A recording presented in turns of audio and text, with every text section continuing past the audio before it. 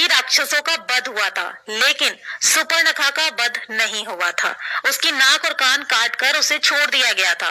वो कपड़े से अपने चेहरे को छुपा कर रहा करती थी। रावण के मर जाने के बाद वो अपने पति के साथ शुक्राचार्य के पास गई और जंगल में उनके आश्रम में रहने लगी।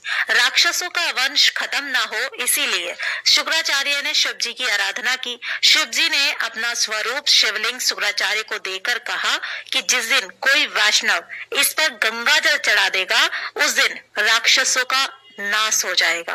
उस आत्मलिंग को शुक्राचार्य ने डर की वजह से वैष्णव मतलब हिंदुओं से दूर रेगिस्तान में स्थापित किया, जो आज अरब में मक्का मदीना में है। सुपर्णखा जो उस समय चेहरा ढककर रहती थी, वो परंपरा उसके बच्चों ने पूरी तरह निभाई। आज भी मुस्लिम औरतें अपना चेहरा ढककर रहती है। सुपर्णखा के वंशज आज मुसलमान कहलाते हैं, क्योंकि शुक्राचार्य ने इनको जीवन दान दिया। इसलिए ये शुक्रवार को विशेष महत्व देते हैं। पूरी जानकारी तथ्यों पर आधारित और सत्य है। आगे देखिए दोस्तों, अब जानते हैं कि इस्लाम कैसे पैदा हुआ। असल में दोस्तों, इस्लाम कोई धर्म नहीं है, वो एक मजहबी दिनचर्या है। मजहब का मतलब होता है अपने कबीलों के गिरोह को बढ़ाते चले जाना। ये बात सभी जानते हैं कि मोहम्मद मूल रूप से अरब का बासी था।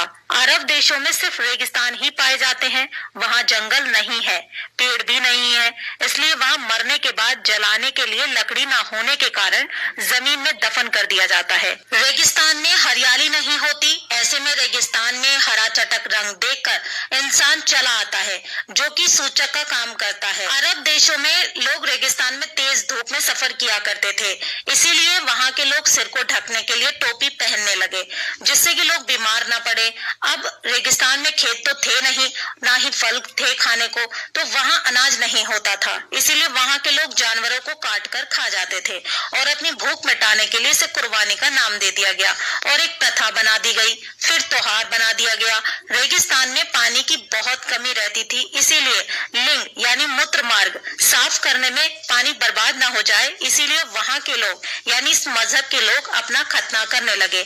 खतना यानी अपने प्राइवेट पार्ट का अगला हिस्सा काटने लगे। सब लोग एक ही कबीले के खानाबदोश होते थे, इसीलिए आपस में भाई बहन ही निकाह कर लेते थे। रेगिस्तान में मूर्ति बनाने के लिए मिट्टी मिलती नहीं थी, जिसके कारण इन्होंने मूर्ति पूजा को अपने कबीले में यानी अपने मजहब में खारिज कर दिया। एक जगह से दूसरी जगह जाना पड़ता था, इसीलिए कम बर्तन भी रखते थे।